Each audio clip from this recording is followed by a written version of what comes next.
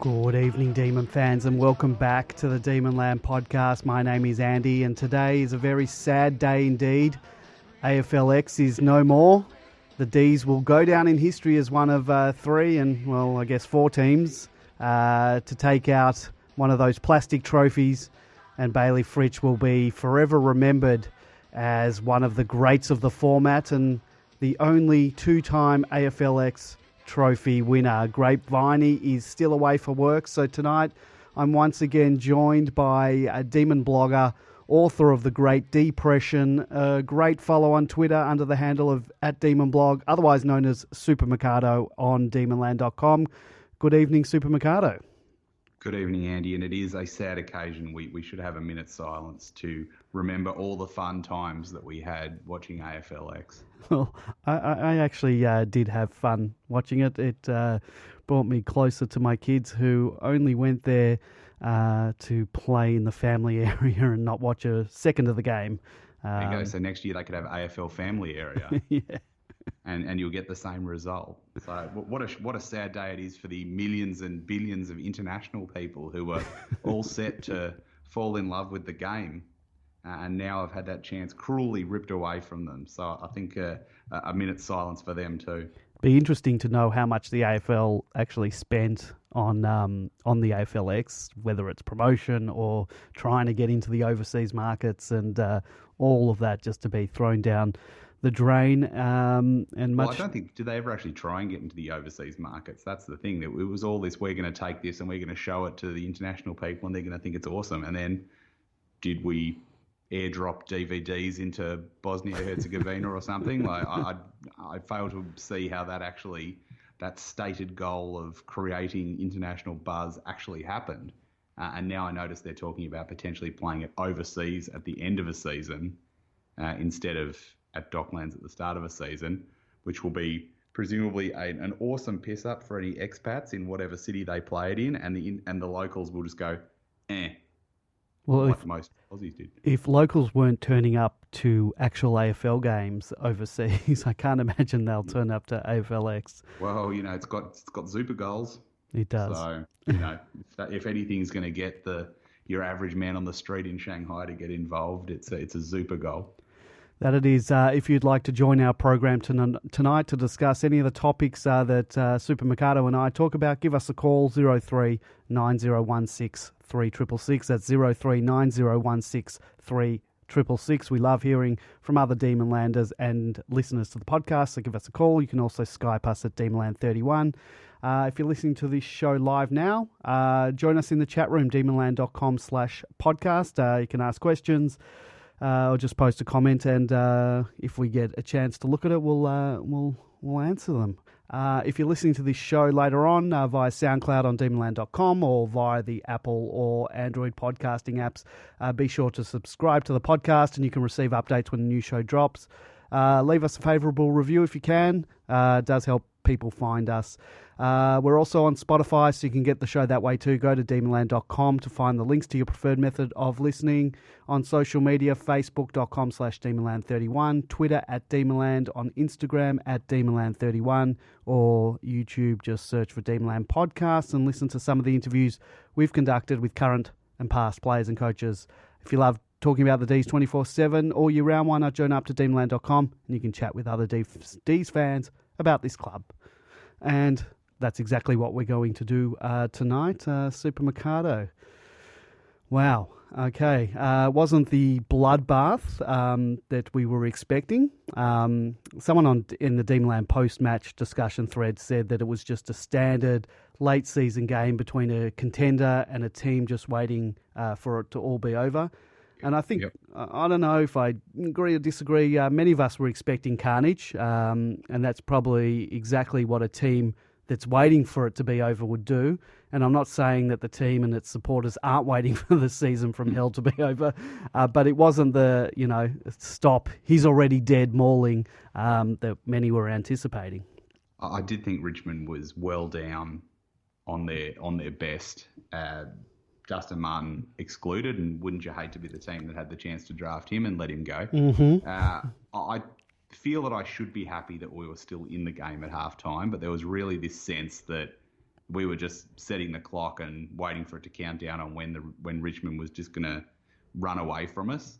So it was a bit of a false close game at halftime, I thought. Not that we played awfully, not that we played well, but not that we played awfully in that first half to the point where I thought Richmond was going to kick away with 20 goals to nil in the second half. But at the same time, it just felt like it would have taken a lot of things to go our way to win that game.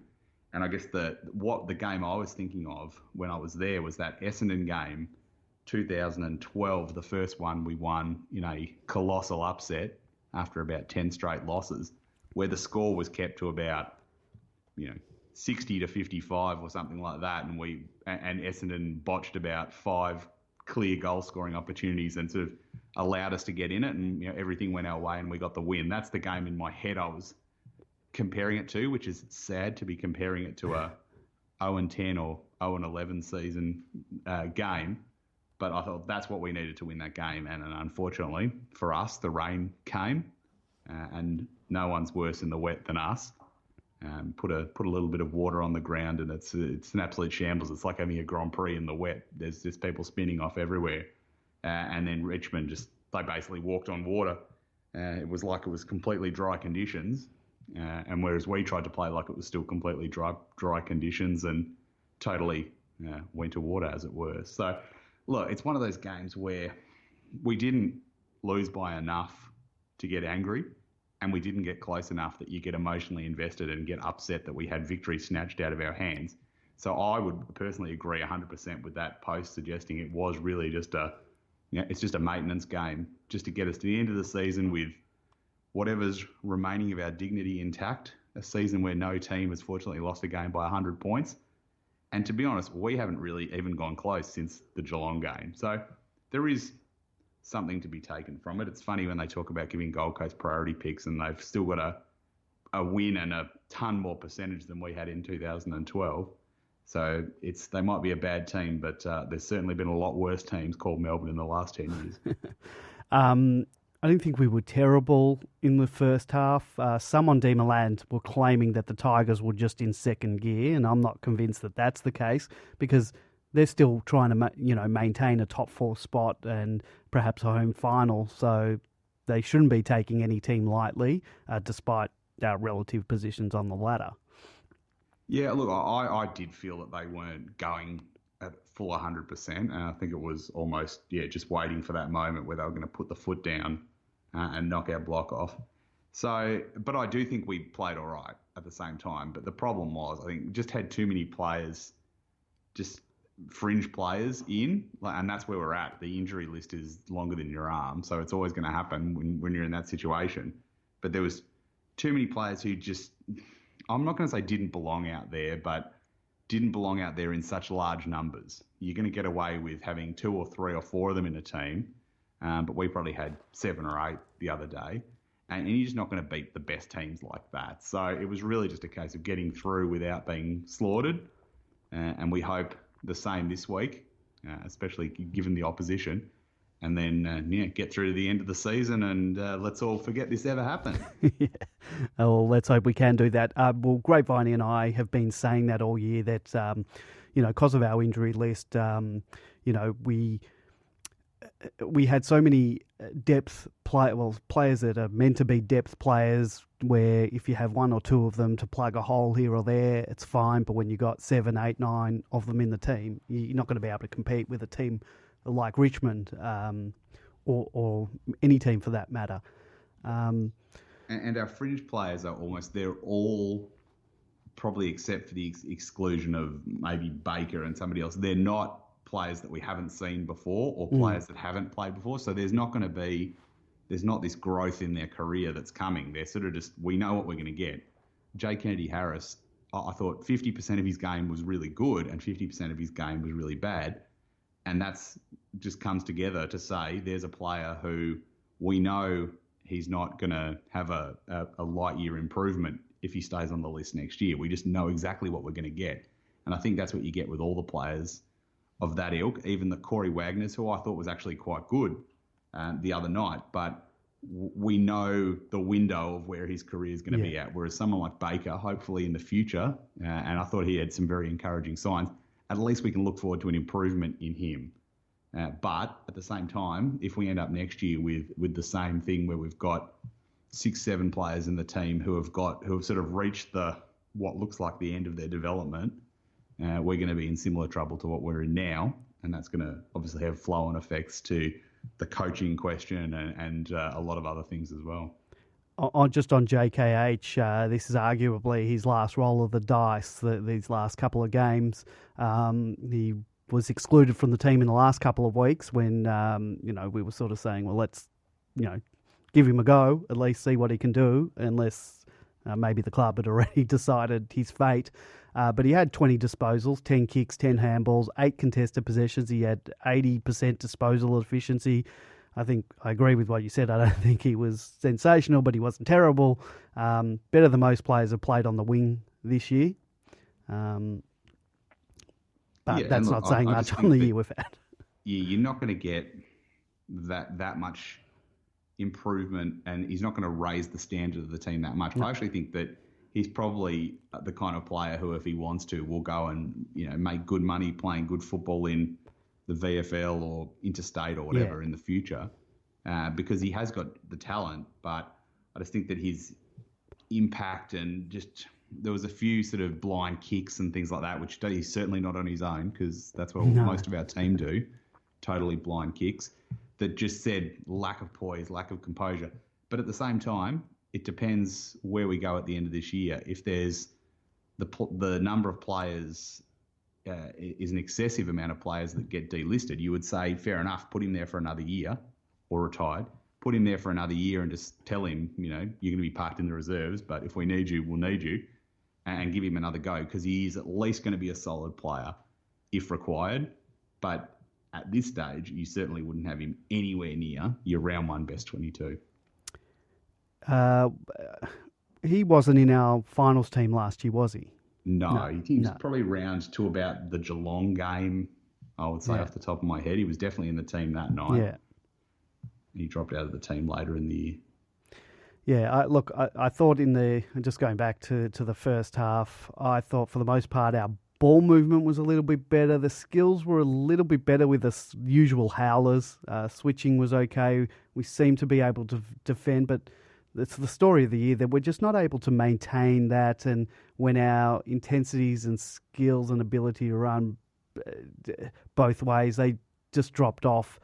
And the Tigers, who are just a well-oiled machine, they don't drop off their intensity, their skills, and then the second half when the wet weather came, we just lack the footy smarts in those conditions to be able to hang on to a contest. And do you think you talked about the rain and that we can't play in it, and do you think that score-wise, do you think that helped or hindered us? Did it stop the floodgates from opening up on us, or did it just expose our poor skills even more?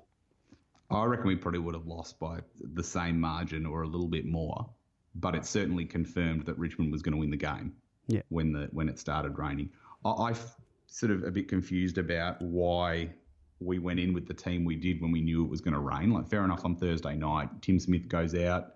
Bruce is literally the last forward option we've got, so we bring him in. But then 3 hours before the game, I think Neil Bullen was the carryover emergency, and look, he hasn't had a great season, and I certainly was supporting of him being dropped out of the team this week. But it seems to me, you see the radar and you see, it's going to rain at some point during this game, and then you send Bruce out there, who's dropped every mark under the sun in the last few weeks in dry conditions, and it was just on a hiding to nothing. It's almost like we're not going to win, so whatever, just send the normal team out. So I thought that was really strange not to make that change and take him out. And I must say, even when it was dry, he was very poor again around the ball. Can tap a ball in a ruck contest, but his marks were terrible and he did nothing at ground level. I fail to understand why we would have put him into that team knowing what was going to come at some point during that game, that it was going to rain. Well, So are you still there, Supercardo? Yes. Okay, sorry, I thought I lost you for a sec. I'll just quickly go while you're talking about Bruce. Is the dual Bruce Gawn ruck experiment over? It's wounded, that's for sure. It's certainly taken a battering in the last couple of weeks because you've got to get some support for Gawn because we can't just play him into the ground, run him into the ground 99% of the ruck every game, every week, and expect him to go on for 5, 6, 7, 8 more years in his career. But at the same time, the other person has to be able to do something else other than ruck. So the question is, with T-Mac, with Weed in with a full backline, full forward line in, Bruce doesn't get a game. We go the Wiedemann in the ruck or Tim Smith in the ruck relieving. I think so. And in the centre bounce, I don't think it really matters. Like last year, I saw James Harmes take a centre bounce, yeah, and we kicked a goal out of it. So I don't. It matters in that if you've got Gawn in there, he might do some fancy backwards tap, or he might rove his own ball, which he often does. But if you're not going to have Gawn, I really don't think it matters in the centre. Where I think it matters more is around the ball, in boundary throw-ins, or in the forward 50, or ball ups in the forward 50 or defensive 50. There was one earlier this year. I can't remember what game it was, but there was a throw-in from the boundary line, and Wiedemann was playing on the ball. He was playing as the ruckman, and he just had no idea what he was doing, and he got totally taken out of position, and the other side kicked a goal. So anyone can take a centre bounce and just jump at a ball and try and hit it with their hand. It's the craft around the ground that's important. So the dream would be, obviously, to get someone who can kick goals, but also learns to do that stuff as well, which is where I think the field opens for someone like Wiedemann to go to school a bit as a ruckman, because I was really dying for Bruce to get a game, but it's just impossible to justify his position based on the last few weeks. And again, like we said last week, I don't understand why he played as a ruckman against Sandringham when they had no ruckman in their team and the season was pretty much already shot, why they didn't play him as a forward and try and get him down there and get him to take a few marks and get some confidence, because we threw him back into an AFL game where we put him to full forward and he had absolutely no confidence as a forward. So what was the point? Why even bother picking him in the first place? It was just picking someone just because they were tall, effectively. You may as well have picked Austin Bradkey. Yeah. If you just wanted someone who was tall and you didn't have any confidence that they were actually going to deliver the goods, and no offence to Austin, but he's obviously at the start of his development journey. It just made no sense to me to I won't say to pick him, because I understood the logic of one tall forward out, no other people who could potentially play tall forward left. But I really don't understand, when it was clear that it was going to rain that night, why they didn't make a change to put him back and to take him out of the side. I wonder what we do with him for the rest of the year. Cox is out this week, so they've only got the Grundy in there. Do they, or just for the remaining 3 games, do they just play him to give him that ruck experience in the ones, or do you think they're going to drop him? I think you can't, not reward, but you can't just gloss over a performance like that just because you need someone to play in that position. And I agree that it would be, in the ideal world, having 2 ruckmen to go up against Grundy and then one who can go forward and kick a goal as well would be great. But given that the game means nothing, I would like to see us potentially look at a different option. And again, Smith, I'm not sure if he's back this week or not. Unluckiest player in the AFL, that guy. In correct. Terms of So if he is back, he'll be out injured again next week. I would rather that. I'd rather take Harrison Petty to ruck school for a crash course during the week and give him a go doing it, because we know he can certainly jump, because he takes a very good contested mark, and give that a go instead. I want to believe in Bruce, but the exposed form of the last few weeks is very, very concerning, especially if, as rumoured, he's on a multi-year contract, and it certainly would be at least a 2-year contract, but potentially more than that. We might have been ransacked by his management in this case. Yeah, it's very disappointing. I was very bullish on him, particularly early in the year, to get him in the team, and I couldn't understand why they weren't giving him a game. Now I'm starting to understand maybe why. Yeah, but we needed to try. Yes, and that's we what 100%. the annoying thing was. Like, we needed to give it a go and see if it was going to work, because at least now we hit the end of the year knowing probably that is not going to be a good forward option. But if Gawn, God forbid something happens to him, he might be a useful ruck option. He might step into that role really well, but he's not going to be the forward option we need.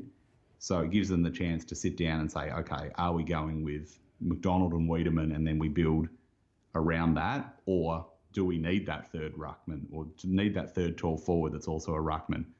Oh, I would say no. I would rather, like I said, send Wiedemann to ruck school and make sure that he can not only jump at a centre bounce, which again, like I said, it's not, that's not the difficult part.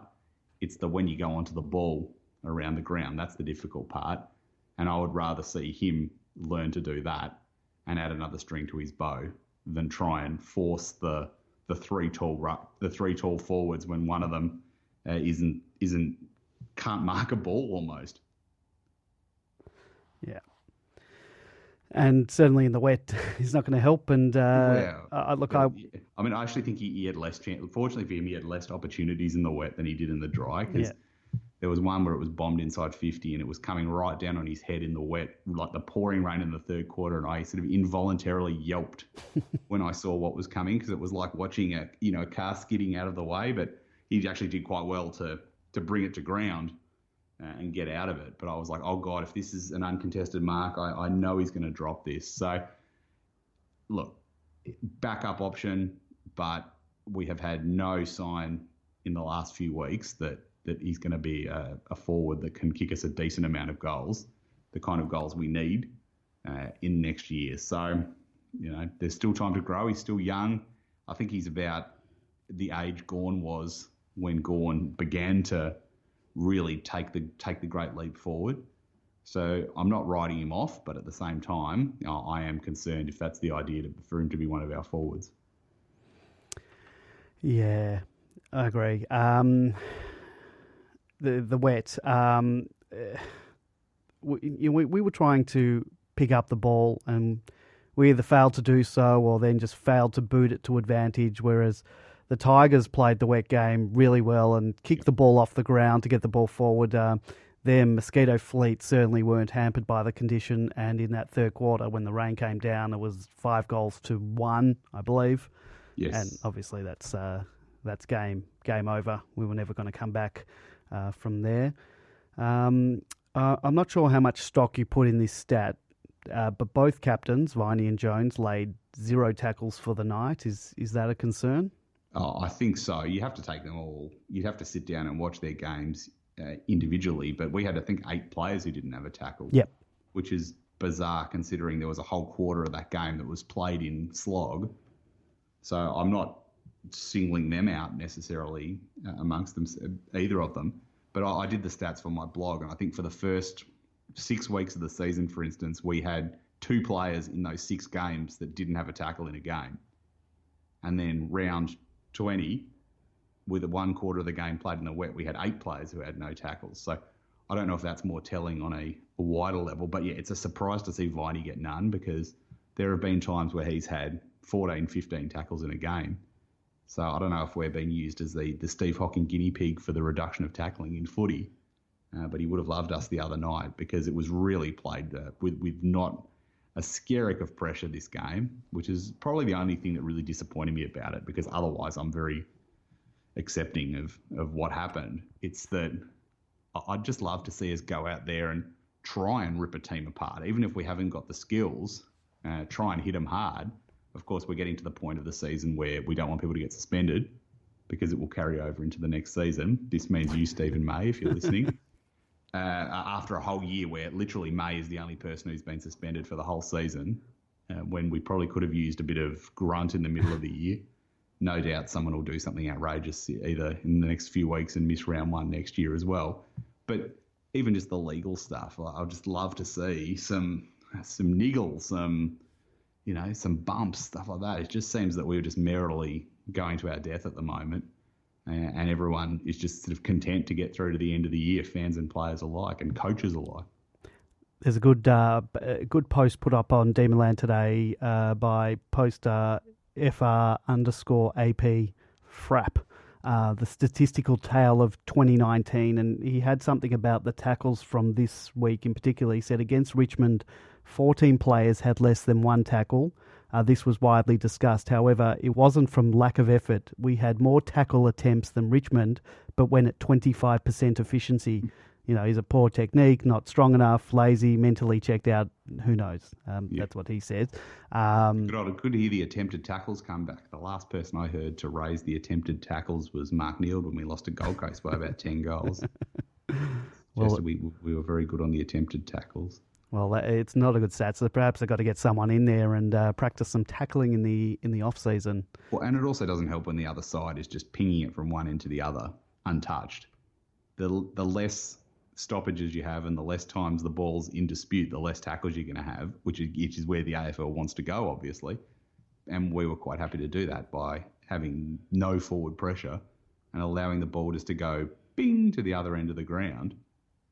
Without being touched by an opposition player. So it's no wonder that players don't get tackles when they don't get the opportunity to lay a tackle. Yeah. I thought the Tigers played the possession game so much better than us. Watching them chip it around with precision just highlighted to me, that our own chaos game just isn't working for us, but also how large the gulf is in skills between the two teams. Yeah.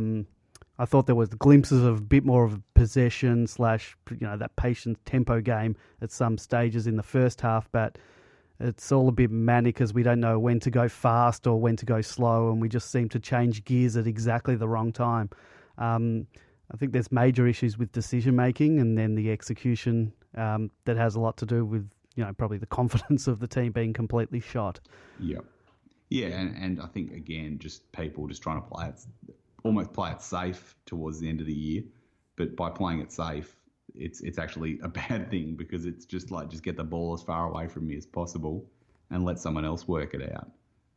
So, and I can't say that Frap post was great. I love the advanced stats stuff that you don't generally get from the AFL because AFL and Champion Data keep everything so locked away so they can get paid to use it. And there's a great post, and I'd love to see more of these advanced stats, considering at the moment we can't even get disposal efficiency split into kick and handball on the AFL stats, which is just baffling because it doesn't give you any part of the picture when you just see disposal efficiency and the guy could have had 10 handballs that were 1 metre handballs and then 10 kicks that he turned over and you get 50% out of that. So, yeah, I thought it was absolutely a great post. Yeah, we might read through a couple of those a bit later on. But we'll keep talking about this particular game. Have your thoughts on Jones continuing next year changed at all based on this game? No, but I still think 1 year is enough. Yeah, I think there's 1 year in him, and if they put triggers and stuff like that in there so that he could get the next year, I think that's fair enough. I think that my probably concern is that if you believe this story, and as we discussed last week, you can't believe anything that's strategically dropped just as fans are getting upset and are going to crack the sads.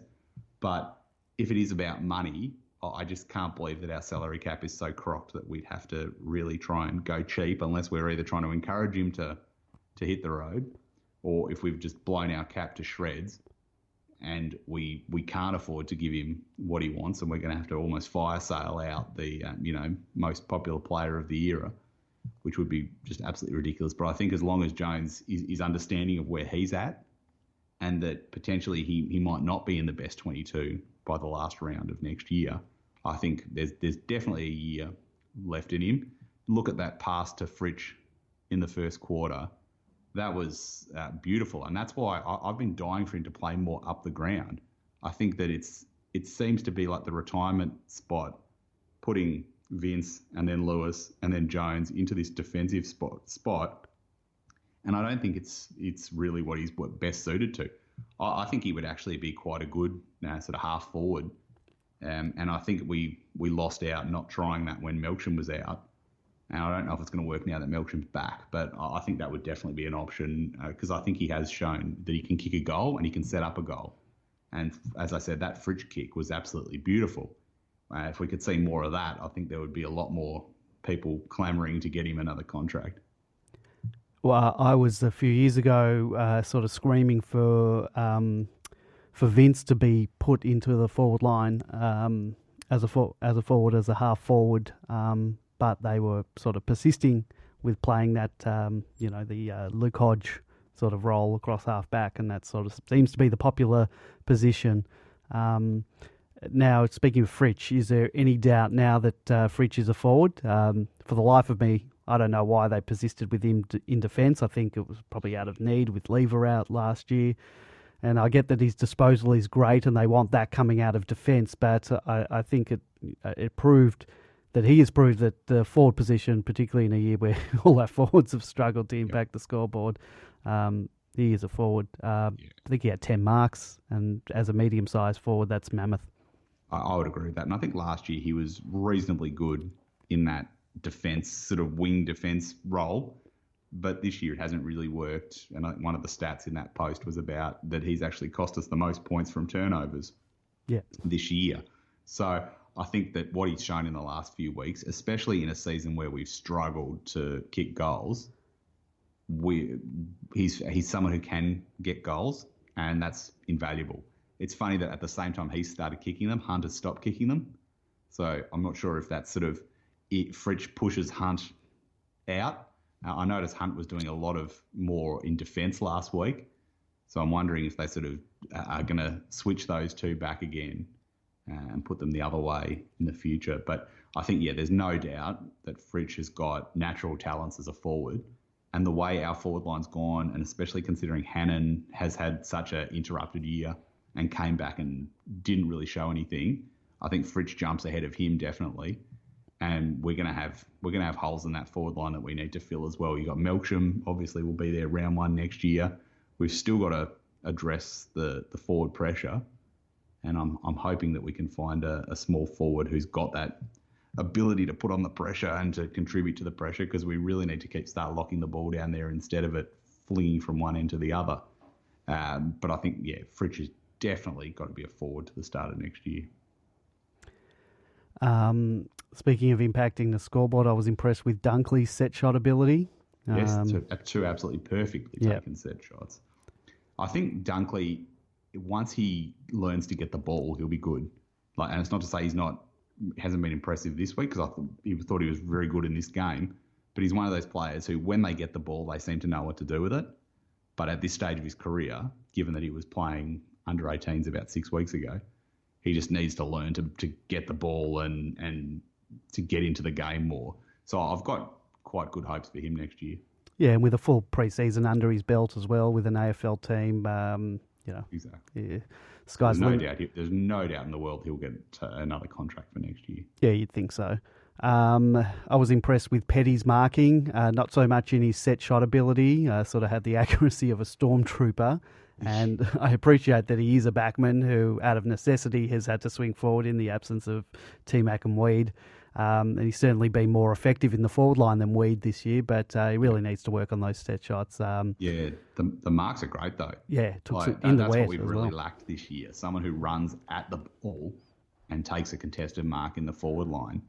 So I'm not sure where that goes next year with McDonald and Wiedemann, unless he goes to ruck school instead and you play with those three instead. But it would be a shame to lose the contested marking, but the contested marking's nothing if the kicking's not there as well. So definitely something, it's good to have those players that you can use in multiple positions to give us the option of throwing things around during games if we need it. And particularly, he missed some set shots that were relatively easy. The Tiger players were nailing them from all angles, so it really costs you when easier shots are missed. And that's the thing they got two goals from hard on the boundary, practically 50 metres out. They got one from a barrel from 50 metres out in pouring rain, and they got one where the guy spotted a short throw in and toe poked it through.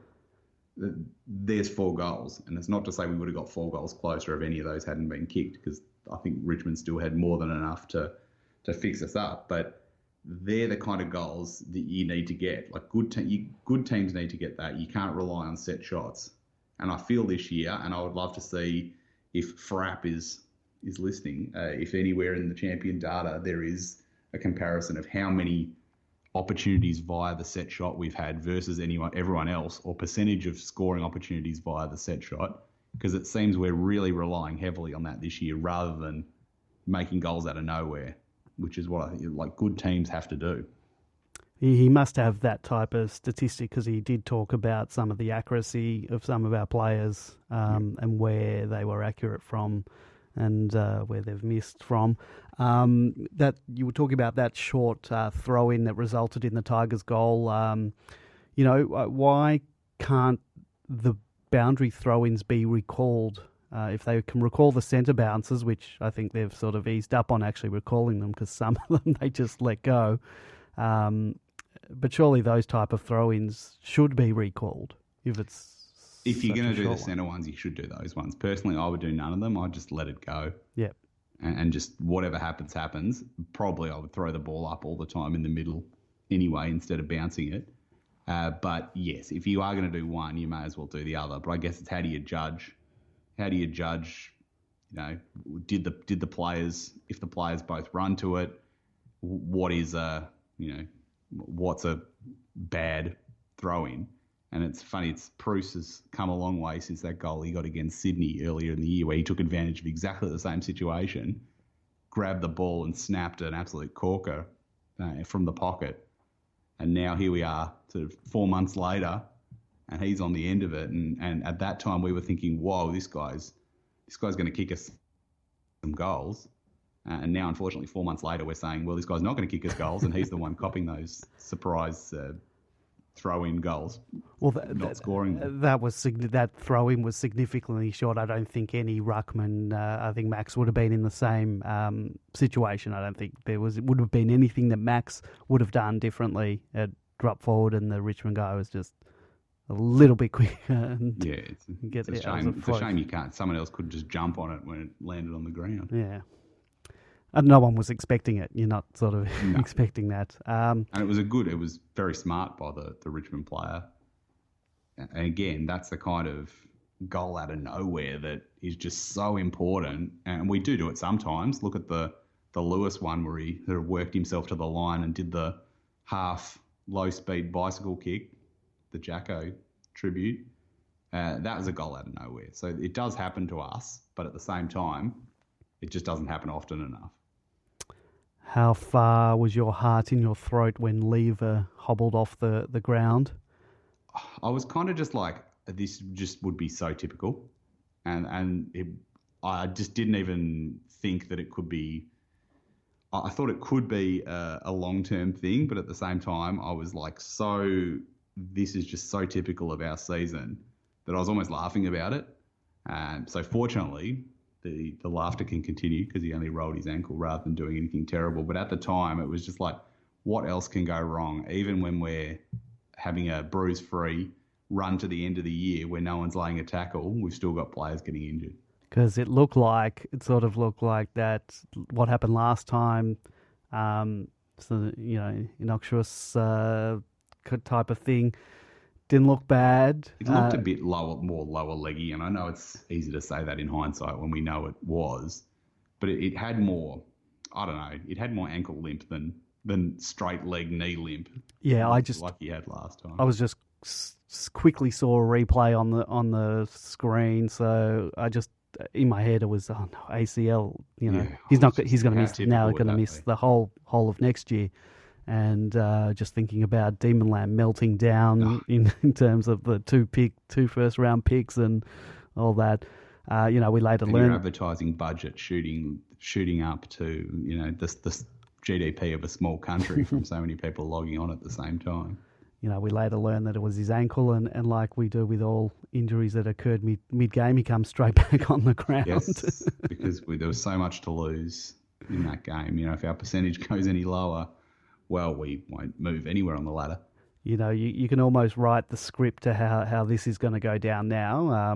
Demonland post D-Man has said, what he wrote? He goes, so Jake Lever left the ground injured but came back on. It was apparently a rolled ankle and not what we thought. However, in tradition of the club's handling of injured players, expect no mention in the club injury report on Tuesday night of Jake Lever, but he actually was. It'd been listed as a test. But and then number 2, an article on the club's website Thursday afternoon entitled "Lever ruled out for 2019 with a toe injury."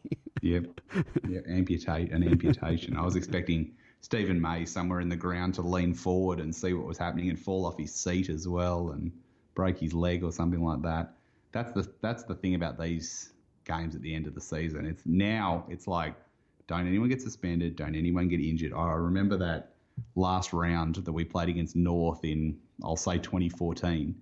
It was Frawley's last game. It was the night that McDonald got those 2 quick goals, the first 2 goals he ever got.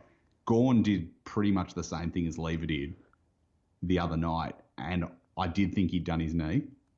And it was when he was starting to come good, might have been 2015, whenever it was, he was starting to come good, and it was like, you are kidding me. Like, we cannot take a break. Unfortunately, he got away with it, but that's where you come in these last few weeks of the season where it's like, can anyone who gets injured just keep it to about with the equivalent of a 6 to 8 week injury at the absolute maximum and still get back for pre-season, and then I think we'll be fine for next year. Just as an aside about the Demonland injury list 2019 thread, this year it's 53 pages long with just over 1,300 posts, and the corresponding 2018 injury thread was only 24 pages and 584 posts. So 2019 has had 30 more pages and 720 more posts with 3 games in hand, and obviously 2018 will have 3 less games. So 2019, there's still room for more. Yeah. Still room to break the internet. Still room for more with less games in the year to go. Just unbelievable. Yeah, it's funny. I remember way back after the prelim in the off-season, someone on Twitter, and it said the only way we can go down next year is if we have a 1995-style run of injuries. And it's exactly what's happened. Everyone has just dropped like flies. Oscar McDonald certainly is no Stephen May. I would have liked to have seen Maisie play against the Rewalt-Lynch combination. Obviously, wasn't to be. Good to see one person who left Gold Coast was able to play. We've got 2 and neither of them could.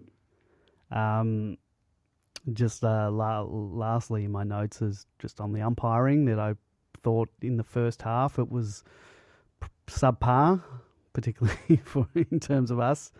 I thought that Tigers players were able to dispose of the ball any which way, and not so us. And yeah, there were a few dropping the ball decisions paid against us that were there, but I don't think the Tigers were treated in the same way. We were just on the wrong side of those marginal calls. We got a freebie at the end. We got a charity one right at the end when Petty got lightly jostled and went down as if he'd been assassinated. So that was good. Good to get a free goal at the end because we weren't looking like getting any off our own bat before the end of the game. No. Your player of the year, Maxi, has he sewn it up yet? Well, almost. I had him as best on ground. I had him and Fritsch well ahead of everyone else. I did have Oliver in the bottom of the votes, so it's not completely over, but with 15 points to play for, Max is now out by 8. So we know that it has to be one of those two now because Harms is in third on 41, so he's 18 behind Gawn. So unless about 12 teams get kicked out for violations and we play extra finals games, there's only 15 votes left. So you'd think Max has got it sewn up now, but Oliver's the kind of guy who can pick up those amazing games and grab 5 votes quickly. So you never know, but I think Max should have it from here. I saw Max last week at a player sponsors function, and I told him that he's got the BNF sewn up, and he wasn't too sure. He said because he wasn't on the brochure for the night that he doesn't think he'll win it. Well, I guess the thing about the BNF is that playing a lot of games is the key to winning it. If you don't, you could play 10 great games, but you're still not going to win it. it rewards the players who have played for the whole season. So you got Oliver, you got Gawn, you got Harms. All those guys have played all of the season. So it might not go to Max because weird things happen in best and fairest because they're looking at it differently to the rest of us. But I think that in recognition of the way he's carried this team, I think that he would be a very worthy winner of it. I don't think Oliver has been as good as he has the last 2 years this year, but I could still see him winning it as well. So I guess Max also had the first week of the season certainly where he was down and then he's missed a game, and I would like to think that he's still going to win it because I think he would definitely be a very deserving winner considering the season he's had. Yes, he was. And hopefully he gets the big knockout win on Grundy this week and makes sure he's the number one ruck in the All-Australian team, not the backup. Yeah, I think Grundy's got it sewn up because it doesn't matter what happens this week. Gorney could absolutely towel him. I think he's got it sewn up. Not necessarily because I think he's better than Gorney. I just think he's the AFL favourite son at the moment. Yeah, and it's as long as you've got one of the two best ruckmen in the competition, you should be happy that you've got one of the two best ruckmen in the competition. So if Max gets in and he's on the bench, then I'm certainly not going to start a picket line. No. He'll be in the team, Maxie. There's no doubt about it. But I think he's going to get second fiddle this year. Just on this, I think with this thread, the stats thread, there's been a lot of discussion about injuries to Richmond and Collingwood and their fans complaining that they have it the worst of all.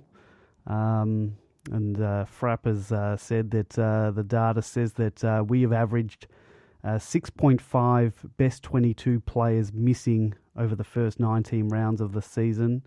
And in total, we've missed 117 best 22 games. Richmond have a total of 71 games, and Collingwood...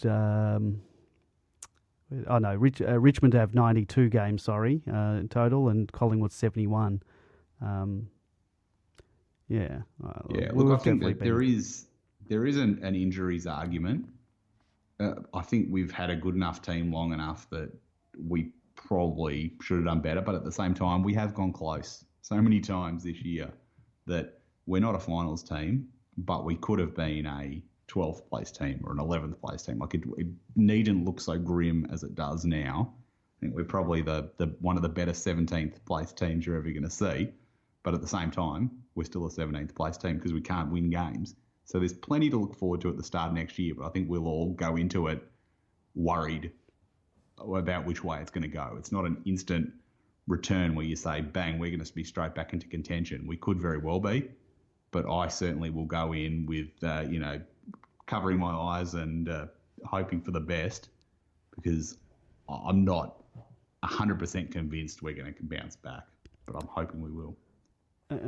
Just part of these stats, James Harms is the only player at the D's ranked in the top 50. He's 49th for average handballs received per game, which is an indicator of outside run. We're screaming for some outside run. For context, Richmond have 6 players in the top 50 and Collingwood have 8. So when you're comparing us to them... It's the cult of contested ball has been so overplayed with us, and we all fell into it last year because things look good. So it was like, this must be the way to go. But the lack of outside run is so stark in this team that it's just ridiculous that Baker, looking at him running up and down that wing the other night, it was almost like, this is awesome because it was a guy who could run quickly down the wing. It didn't matter what he did. Yeah. I just wanted to see someone with some pace on the outside. And I thought he had an all right game. But imagine throwing a superstar into that position. It would be unbelievable. And we've had the opportunity to go at some of these players in the last couple of years and we haven't, or at least we haven't landed them. And now we're sort of left with what is on paper a good best 22 defence, on paper an average to ordinary best 22 attack, and on paper a good centre bounce midfield but it just seems like the wings are just completely neglected. We should be lobbying for a 16-a-side competition. I sort of implore anyone who's listening to this podcast, get to dmilan.com and check out that the statistical tale of 2019. It highlights quite a lot. It's actually it's a bit upsetting, sort of reading that when he sort of breaks down a bit who, just talking about our forward line and who Tommy Mack and Wiedemann have been playing on in the games where they've played well, and who they've been playing on when they haven't been playing well. And it sort of paints a sad picture of our forward line as well. So perhaps we're screaming for another quality forward, and perhaps we may regret the loss of Hogan if we played. I think 22 games. It's more about the mix than anything else. Like as long as you got your tall forwards contesting, they're not going to mark absolutely everything. But we've just got nothing at ground level. It's just that three of them will jump for the one ball, and the ball will just go ping down the other end. We need structure, and we need forward pressure. We need forward pressure players in that forward line, which I really hope that they can address next year. I don't know who. I'm not an expert enough on the 17 other lists to know if there's players out there that are a chance, or VFL prospects, something like that, who can step in to right off the bat. But if we don't get some forward pressure into that lineup next year and still keep just bombing the ball in aimlessly and watching it go flying back the other way, of course the back line's going to get smashed. Of course the midfielders aren't going to lay tackles because we're not giving them the opportunity to. So I think that's a massive thing for the recruiting department and the football department in the off-season to address that. Yeah, we probably won't go into talking about players that we could potentially target. I think maybe we'll talk about that at the end of the year, or when it comes to trade week and things start hotting up. But we've got our name into a few players that are out there at the moment. But we don't know whether that's just you don't know who's leaking those stories, exactly. Management or the like. They can all aspire to careers at Melbourne, like the likes of imports like Chris Dawes and Viv Mitchie, Harley Ballich, and these other players who we got from other clubs and proceeded to squash flat. The other news story this week, Brendan McCartney is leaving at season end. Not such a surprise. Or sort of, we've seen the writing on the wall there. I think once he got put on the special projects midway through the season, that was a fair indication that he was going to leave. So, I think, I won't say job done because obviously we haven't won anything, but certainly had a good influence there for a couple of years. And maybe it is new blood is what we need, and there's going to be other assistants who are being turned over as well. So maybe it will be a good thing. I see that apparently Alan Richardson is being linked with us as well. So you would think that if that happened, he'd be the replacement in that sort of more senior mentor role. What are your thoughts on Alan Richardson? Well, I thought he was a bit hard done by as a coach, to be honest. So I'm just on that alone and the reputation that preceded him as an assistant coach, I can't see how it could be a bad thing. So it's good. It's definitely good to get someone like that into the club. Probably puts the pressure a bit on Goodwin that you get Brett Ratton style. You get a ready-made replacement who can just step in at the drop of a hat if it goes wrong. But at the same time, I think it's a really good appointment. There was talk earlier in the year about Brendan Bolton in the same sort of role. I would probably prefer Richardson, but at the same time, if it was Bolton as well, I think he's got. Forget the Carlton thing. Even if you just go back to the Hawthorn, his role in the Hawthorn era under Clarkson, I think there's something to be had there as well. But either way, I think we need that sort of senior mentor who's been there and done it all before in the coaching group. Yeah, it'll be interesting. The off-season will certainly be interesting, not just in terms of player personnel that's coming and going, but I think we'll have a couple of new assistants lined up as well, which the new blood certainly be happy with. One name I saw thrown around in one of the threads was Adamuze. I'd love to see him back at the club. Well, again, there's someone who's come out of a successful club. There was one of those premierships where Hawthorn, about 90% of their coaching department had played for us at some point or been with us in Chris Fagan's case. So he's certainly got the hometown support, but he's also come out of a really successful club. So I would definitely have him back. Final membership tally was released today, and we grew our membership this year. We had the highest growth in membership, 18% on last year. Last year was 44,000 members. We got up to 52,000 this year. It's going to be an uphill battle trying to maintain that. 18% well, I'm very scared for what it's going to be next year. I assume they got a lot of people this year. Obviously, they got a lot of people on this year based on last year's performance. And, I'm sure there were people who couldn't get tickets for finals last year that, thought, well, I want finals tickets this year. Yeah. I'm buying a membership, or I'm buying my wife a membership, or then get my son or daughter a membership, whatever. I'm sure there's a lot of those that are not going to re-up next year. And yeah. I'd hate to think people would jump off after 1 year. It's human nature that they will. But give it a second year. If you've just come in and bought a membership, give it a second year, and if you want to vote with your feet after that, fair enough. But I think we owe it to the club, who is not a financial powerhouse by any stretch of the imagination. We owe it to the club to at least give them another year. If you're spending whatever the base price for a 11-game membership or even a 3-game membership is, however many wacky category memberships get counted in this total, I think you definitely owe the club one more year of, I won't say confidence, but one more year of support before you pull the pin again. Oh, look, the people like you and I and members of Demonland and other social media groups, the hardcores, they're not going anywhere. It's those people that were asking for barcodes last year that thought they didn't want to miss out this year. Whether they re-up or not, that's another question. Yeah, well, I hope we make the grand final and they all miss it. Yes. So we make the grand final. I thought it was interesting on Footy Classified in the big spray at Melbourne by Caroline Wilson, who's still upset that we didn't get bombed at the tanking inquiry like she was cheerleading for. She talked about how it was a failure that we didn't get the 60,000 members that Gary Pert was talking about before the start of the season.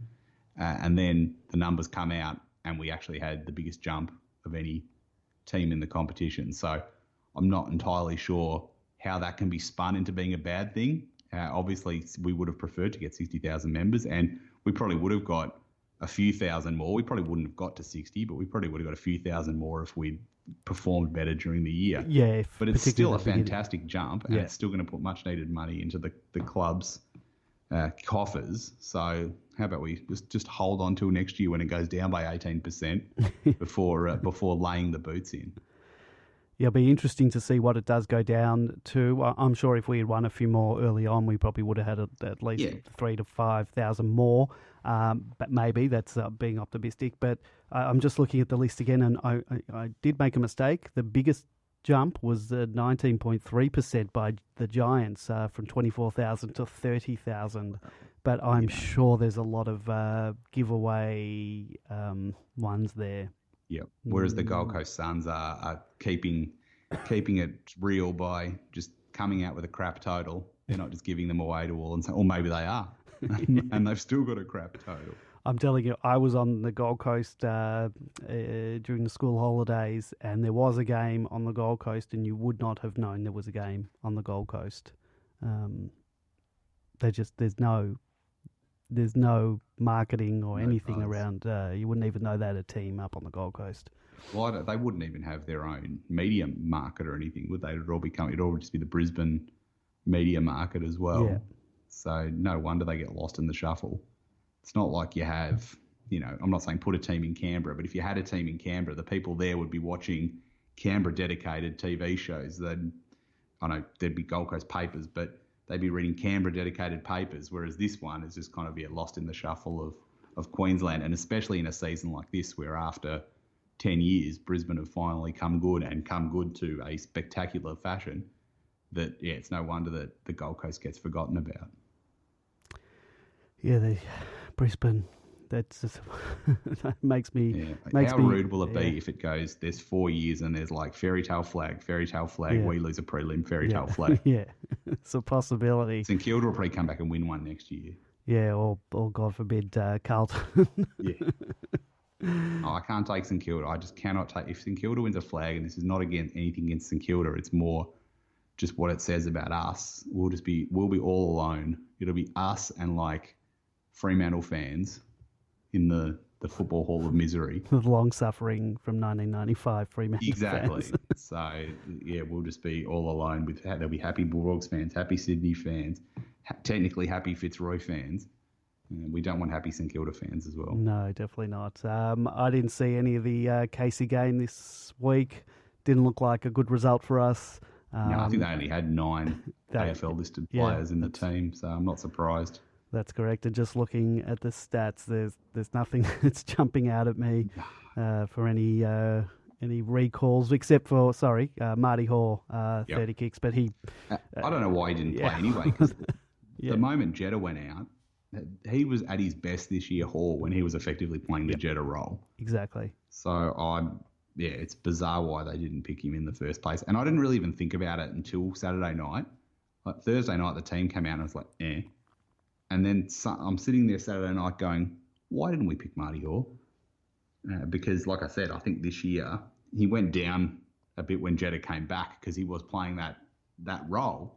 And then Jetta goes out for the rest of the season and we leave Hoare in the 2. So I think he's an absolute certainty this week. I mean, it doesn't really work as a like-for-like to bring Hoare and May both back in. But who cares? Pick them both and just see what happens. Well, it's likely Lever will go out. He's listed as a test, but... Well, in that case, it's a lot more obvious. But any danger we could actually get a first-choice back line on the ground for more than one game?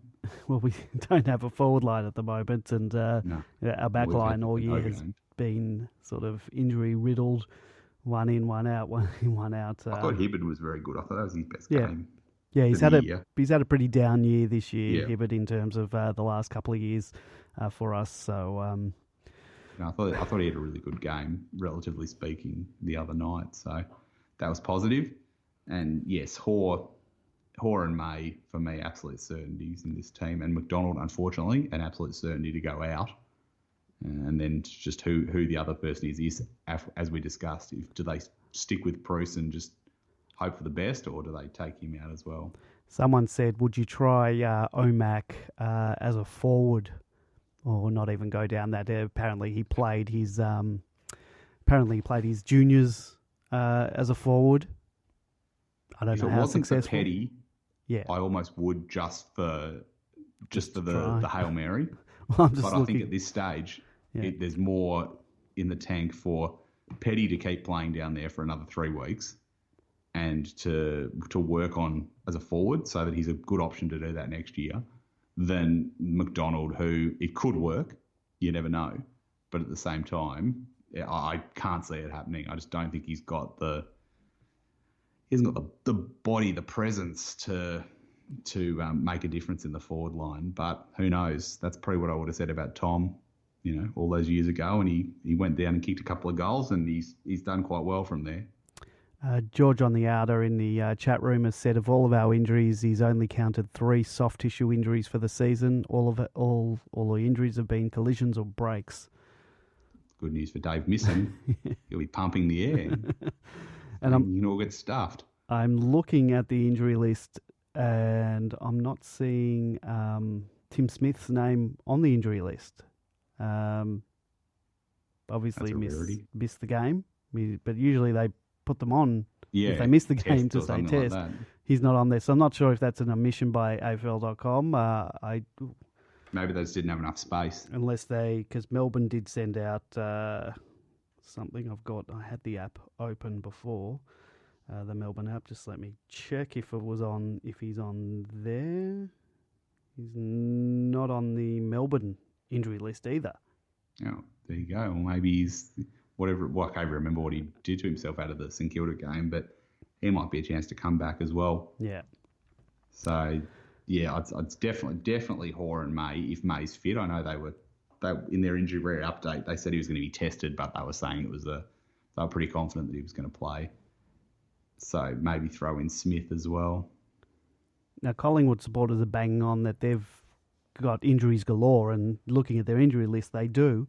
Are we a chance to win this week? No. In a word, no. I think we're a chance to escape with our dignity intact. I'm pretty confident that we'll do that, but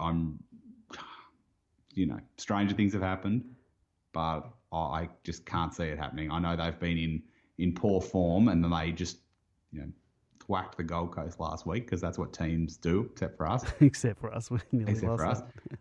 it. But at the same time, I just can't see us being able to impact that game, and we'll probably give it another good swing for a couple of quarters. But I think over 4 quarters they'll run away from us. And that's been the story of the whole year. Exactly. It would have been really nice if they were sort of fringe, sort of just hanging on to the 8, and we could have. We could have done a round 23 2017 on them. That would have been really nice, but that doesn't look like that's going to be, even if we do have a victory this week. No, we'll just have to strike a psychological blow. Yeah, I'm not sure who they've got in the next few rounds. They've got us, then I'm hoping they've got some hard games, so maybe we do. They've got Adelaide in round 22, and then their final round, they've got Essendon at the G. So maybe a victory this week, and if they can have some upsets, maybe they will. Well, that's all. That's basically all we've got going for us now. We can stuff up Collingwood's position in the top 4. We can, I don't know, try and break the record for the lowest ratings for a Friday night game, and then we can finally try and win one in Hobart. Yeah, we said last week that these 3 games that we've got, the club's probably pulling their hair out. The crowd, was it Caroline Wilson who also had a go at us for the crowd? Yeah, just in the general spray where apparently we're irrelevant because, how many other 17th place teams have been relevant with 3 games to go? But what about Richmond supporters not coming out for a top 4 team? Yeah. I think that I feel bad for the person who did the budgeting before the start of the year, because not only so they got back-to-back home games against Richmond and Collingwood, which should have been at least 50,000 each, if not 60,000. Or more if we were in contention. More between them. And then you get the season's dead. It's going to rain. The car parks are closed. Half the train lines have been replaced with buses. And they'd just be pulling their hair out about, the loss. Not the loss, we would have still made money, but we wouldn't have made as much money as we would have expected to. And I think a lot of Richmond fans probably saw the conditions and the car parking and all that and just went, yeah, we're going to win. We might just watch this at home. Retro round this week. Were you happy when the Melbourne social media team changed their logo to the old 80s logo? Oh, absolutely. I hope we wear the retro disco jumper this week, even though it's our home game. I know that'll set people off. There'll be violence. Well, let's talk. Let's talk about the. So it's not. I don't think it's a clash strip anymore. The retro. I think it's an away. It should be classified as an away Guernsey because we're playing Collingwood this week. Early on in the year, we were forced to wear, or whether that's just our away jumper, we were forced to wear that against Collingwood when there is no clash. No. Can you see, is there a clash between Melbourne and Collingwood? No. We were forced to wear that or chose to wear that. This week, we're going to, unless your conspiracy theory is correct, we should be wearing the normal red and blue, the regular. They're not going to have a clash strip against us, so they're going to wear an all-white jumper.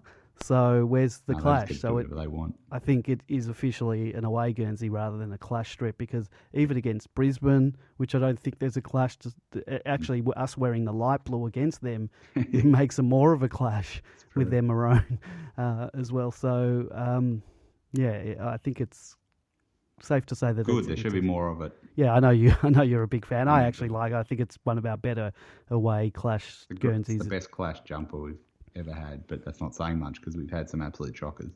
So they've the Melbourne social media team have been putting out some videos, some top 5 videos.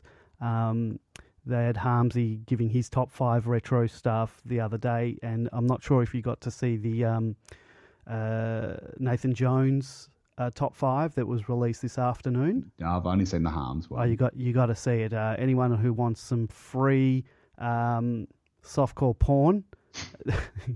I don't think they realise this, but one of Jonesy's favourite moments was the streaker in the Carlton Grand Final. I think it was 80. Which one was it? Was it 87 or was it earlier? No, was 82. I think it was 80. 82 or Richmond, something. I think, with the opposition. Yeah. So it was 80. I think 82 when Wayne Johnson, pulls her off the ground. But they actually showed some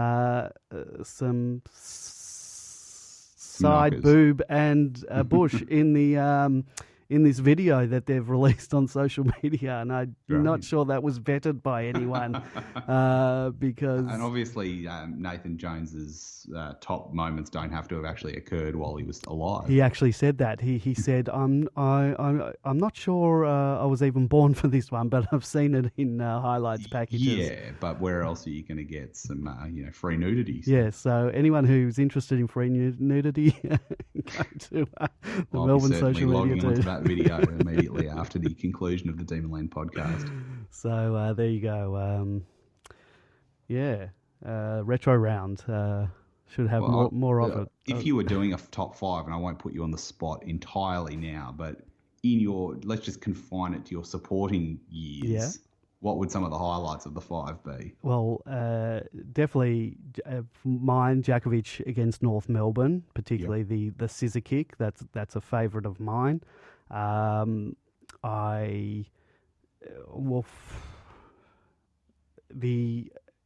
put this all into one. For me, it was that whole 87 getting into because I was at the Footscray, if we're going retro round, the Footscray game, and then the whole finals, and even us losing that preliminary final, just being swept up in all that, and that really got me into footy as hardcore as I am today because of all that. So that's got to be up there. I liked Harmsy's. I remember the Jeff White kicking that goal, because there's not many games where we sort of win it by almost the last kick of the game. And I had to listen to that on the radio. And can I just say what a traumatic experience that was, listening to that on the radio.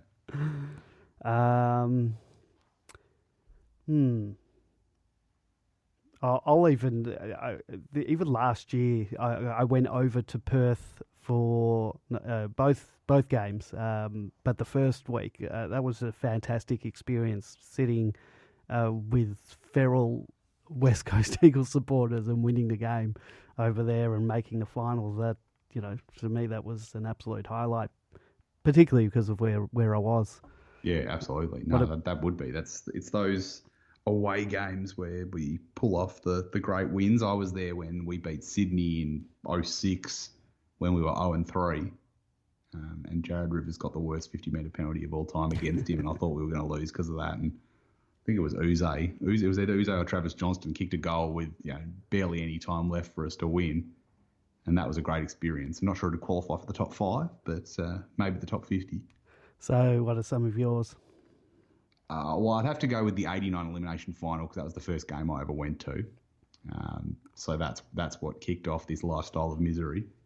Definitely the Djakovic North Melbourne. I was there that day. The 98 finals. I'm gonna do your same thing and roll a whole group of things into one. Roll the 98 finals into one, and the 2000 finals, but specifically the Carlton one. Yes, that and even the prelim. I think even at halftime, I sort of knew we were going to win, so I was like on a high. So yeah. Yeah, and after that, look, there's the dots of like amazing memories, like the Fremantle comeback, but it's hold on, we were 50 points in the hole, and it was a season where we won the spoon. So not sure it would crack the top 5. I'd almost have to have either the West Coast first game last year or either of the two finals. Probably the second one. Probably the G God boy wow moment when Melksham kicked that goal and we steadied the ship against Hawthorn. That was probably the pinnacle of my supporting existence of since the year 2000. So definitely those ones. Like I'd have to spread them out like that. So there'd be a fair gap. The mid 90s probably didn't offer too much. I wasn't there when Gary Lyon kicked 10 in the finals. Yeah, I was there. Yeah, and then until 98, obviously that was a couple of great finals there and getting into the prelims. So yeah, a lot of turn of the century stuff, unfortunately, which is an exceedingly long time ago now. I mentioned the West Coast game being on that, but I'll also include that the whole lead up to that finals and those two finals all wrapped into one. Followers of the podcast might remember I had a bet with my brother-in-law and his sons, so my nephews, who are big Geelong supporters. And last year I had we had a bet of who would finish higher, and we just finished higher than them based on our last win against GWS. So it was great, not only having them have to wear at a big family dinner or wear Melbourne jumpers, but that was straight after we had knocked them out of the finals as well. So that was the icing on the cake to that. Now, people remember me telling that story. So this year we had the same bet. Obviously I was in a lot of trouble from very early on in the year. So I, just after the bye, I conceded. We had a big family dinner together one night and I surprised them, and I had bought a Geelong jumper and I wore it for it. So I did concede, and they got their comeuppance against me, and hopefully we can get it back on them one day. But since I've purchased that jumper, they've lost 4 games. So how about that luck? And they wanted me to burn the jumper. And I said, no, I'm keeping it until they're safely out of the finals, and then I'll hand it back to them. They can do whatever they want with it. Did you try and take some of the curse off it by pretending you were one of the classic Geelong to Melbourne crossover players? Did you just come out thinking? Did you just walk out of the room thinking, "I am Sam Blease, I am Sam Blease"? Or, I am Brent Gergich? Who was the other guy? The guy we got from them that in the Moneyball year. Shannon Burns? No, not Burns. Gillies, was he? Gillies, that didn't end well. No, I don't think it started at all. No, I think he's got like one of the probably the worst career records in Melbourne history, considering he played in one game where we lost by 80 and one game we lost by 150. Oh, there you go. And that was it. So he's got a 115-point average losing margin across his 2 games. Yeah, there hasn't been, apart from Maloney. Yeah. I'm struggling to think of a successful Geelong Melbourne crossover any time in recent history. I'm going to go to the oracle of all things, demonwiki.org. Oh, while you're talking about Demon Wiki, I saw a post of yours, or was it your post, or was it the Demon Wiki Twitter account that mentioned that the club was getting calls when the site was down? Yeah, that was me. Okay, so what happened there? I got an email from them saying, yeah, we've got all these inquiries. Can you tell us when it's going to come up again? So really? I was very happy about that. I'm looking at this list. It's Clint Bizzle, of course. Bizzle and Maloney. Apart from that, we gave them Jacko. Well, eventually I think he went via St Kilda, but he's probably the only other successful one, and even then I think they sacked him after about 10 weeks. So it's not a great crossover between Geelong and Melbourne in the history of footy. Well, I'm just happy that my cursed supporting days has crossed over to another jumper, and I was hoping fix them up. The curse would leave the Melbourne part of me and go on to Geelong, but it's just joined and merged them together. It's like a super bug. Yeah. So, all right. Well, what are you going to do next year? Are you going to put it on the line again, or are you going to demand odds? I wanted to. Well, this year I thought I was a shoo-in. They actually didn't want to, like his sons, my brother-in-law's sons, my nephews didn't want to do the bet. They almost conceded before there was a bet that we would just roll them this year. And I probably should have allowed them right, not to well. take the bet because I was we're doing the bet again. Yeah. Next year you should ask for a 5-game start. Yeah, I don't know if that'll help us, but yeah, they'll It'll probably at bet least us. make it interesting. Yeah, we'll see. I don't think they'll be as lenient on me. Anything else you want to bring up before we wrap things up? I'll be there on Saturday for my Sins, so that'll be my last game for the year because I won't be at the Sydney game, much like pretty much every other Melbourne fan. I actually can't. I can't go to the Sydney game. I'm telling you, this is Freo Melbourne '99 all over again. There's going to be 18,000 people there, and no one will be watching on television. Yeah, I can't go. We've got a family function on that Friday night, and I obviously can't get out of it. And it was really bad planning on the part of the family, considering that most of the people there are Melbourne supporters. Yeah, but don't you want an excuse to get away? I'll still have to watch it. I just can't be there in person. Yeah. So, well, I'm not going to be. Anyway, I'm going to have to watch it. Go on this delay. week and have a look, and at least Mason Cox isn't going to kick 9 against us. Yeah, well, yeah, Ken Kingsley. He should have just played anyway with one eye, and he still would have probably kicked 5. Probably. Would have been the greatest triumph of the human spirit in the footy since Jason McCartney came back. Mason Cox kicked 6 against Melbourne with one eye and an eye patch on like a pirate. Has anyone ever played with an eye patch? That's an interesting one. There must be someone. That'd be good. A few people played with glasses back in the day, but... Well, Robbie, our own Robbie Flower, who not celebrated a birthday, but was his birthday during the week. He played with glasses. Yeah. He started, yeah. I think an Essendon bloke kicked 100 goals wearing glasses, which you would have thought back in the day he would have been getting the bejesus punched out of him by defenders if he was someone who could kick 100 goals in the 60s or the early 70s, whenever it was. So maybe that's what we should have a go at. Well, maybe that's what. Specs on. Maybe some glasses is exactly what we need to kick some to get some accuracy back into our kicking. I can't remember what coach it was. I think it might have been the Carl Dietrich when he took over, and they actually sent all the players to have their eyes tested, just to see if anybody had vision issues. So let's do that again. Let's get a sponsorship through Specsavers. Well, that's my favourite thing about the umpires, that they are sponsored by OPSM, I believe. Yep. That's just playing up to the stereotype. Brilliant sponsorship. Whoever came up with that one, I love it. I love it. All right, so I think that's where we'll end it for tonight.